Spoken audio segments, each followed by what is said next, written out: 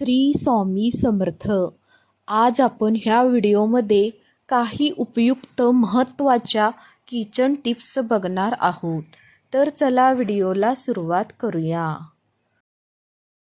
स्वयंपाक करताना तुम्हाला भाज्या फळं चिरून आणि सोलून घ्यावी लागतात. यासाठी या टिप्स तुम्ही वापरू शकता. कांदा कापताना डोळे चुरचुरत असतील तर 15 मिनिटे आधी कांदा सोलून त्याचे 2 तुकडे करा आणि पाण्यात भिजत ठेवा. कांद्याची साल डोक्यावर अथवा कानाजवळ ठेवल्यास कांदा डोळ्यांना झोंबत नाही. सोलण्याआधी भाज्या आणि फळं स्वच्छ पाण्याने धुवून आणि कोरड्या कापडाने पुसून घ्या. भाज्या आणि फळं खूप बारीक चिरू नका, कारण दिसायला कितीही छान वाटलं तरी यामुळे त्यातील पोषक घटक कमी होतात. बटाटे आणि वांग्याचा रंग बदलू नये यासाठी चिरल्यावर फोडी लगेच पाण्यात टाका.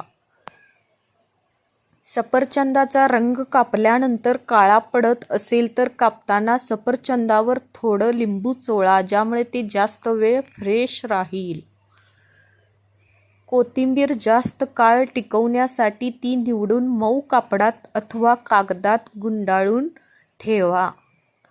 गोड पदार्थासाठी बदाम चिरून टाकायचे असतील तर आधी ते पाण्यात भिजत ठेवा, ज्यामुळे ते सोलणे आणि चिरणे सोपे जाईल. लाकडी चॉपिंग बोर्ड वापरल्यास फळं आणि भाज्या चिरताना चाकूची धार कमी होत नाही. सुकमेवा चॉप करताना तो काही तास फ्रीजमध्ये ठेवा आणि चाकू गरम पाण्याने धुवून घ्या. टोमॅटो चिरल्यावर त्याचा देठ आणि आतील बिया बाजूला करा. स्वयंपाक करताना तुम्हाला भजी, वडे, पुरी, वड्या, पापड असे अनेक पदार्थ तळावे लागतात. असे तळलेले पदार्थ करताना लक्षात ठेवा या किचन टिप्स.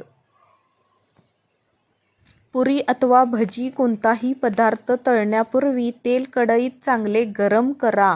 तेल गरम नसेल तर पुरी नीट तळली जाणार नाही.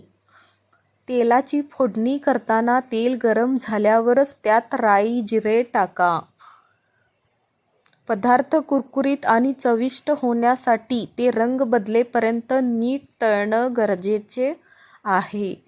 भजी करताना बॅटरमध्ये थोडं गरम तेलाचे मोहन आणि बेकिंग सोडा मिसळा. वाटणासाठी खोबरं भाजताना ते तेलात तळू नका. तळण्याचे तेल पुन्हा पुन्हा वापरू नका. तळलेले पदार्थ तेल निथळण्यासाठी न्यूजपेपरमध्ये काढून ठेवू नका. यासाठी टिश्यू पेपर अथवा कोरा पेपर वापरा.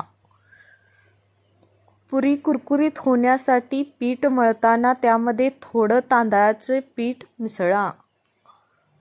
भजी कुरकुरीत होण्यासाठी बेसनात थोडं कॉर्नफ्लोअर टाका. तळण्याचे तेल लवकर जळू नये यासाठी तेलात चिमूटभर मीठ टाका. अनारसा तळताना जाळी येत नसेल तर खसखसमध्ये थोडी साखर टाकून अनारसा थापवा.